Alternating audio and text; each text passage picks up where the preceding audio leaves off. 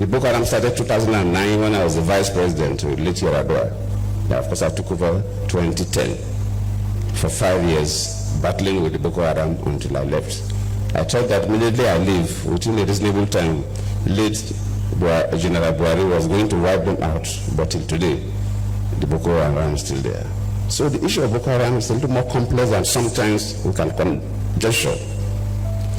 In 1999, when Obasanjo became a president, we had some issues in the Southwest. But government was able to bring it down because there was a clear focus, there was clear reason, and government was able to. Then we had issues in the Niger Delta, and when I became the vice president, one of the major things I did was to visit the most dangerous camp of the militants in the Niger Delta.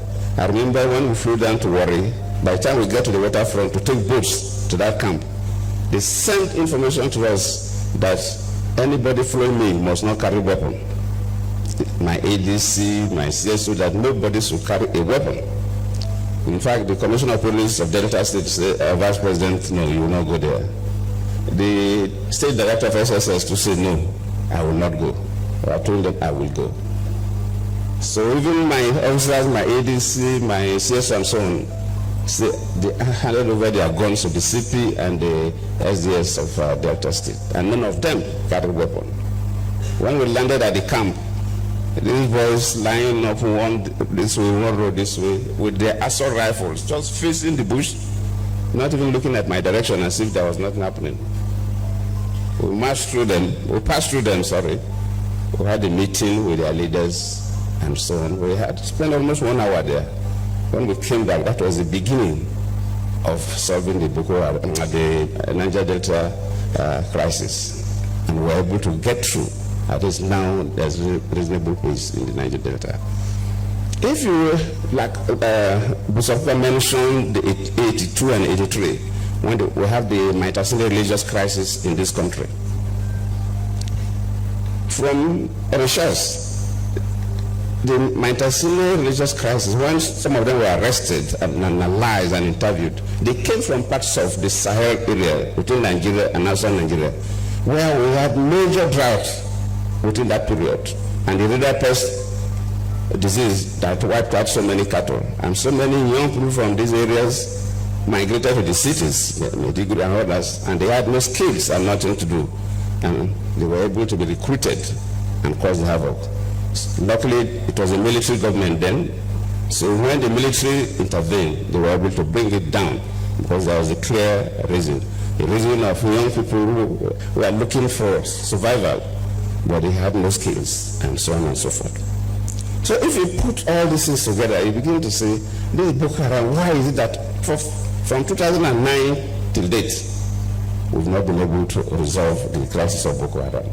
So just like B0k0 tried to raise some fundamental issues, and you value the weapons, then you know that these are not hungry people. So the soldiers that sometimes capture some of the weapons will see better. But the weapons they use, the ammunition they use, sometimes they even have more ammunition than our soldiers. So it doesn't show that they're hungry people. And where are these guns, sophisticated weapons coming from? And you begin to see that the external hands are also involved, especially when I was there. Two different options, different committees. We tried our best within that 5 years that I was there.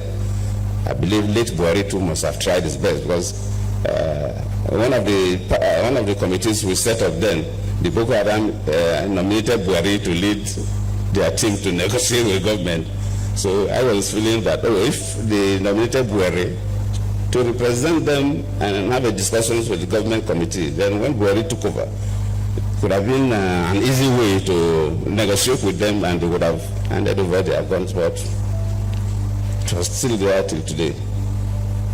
I believe the government, luckily the defense minister is here, the service chiefs all are represented there. I think we will need a slightly different approach, and God willing, we will be able to resolve this crisis. I thank you all.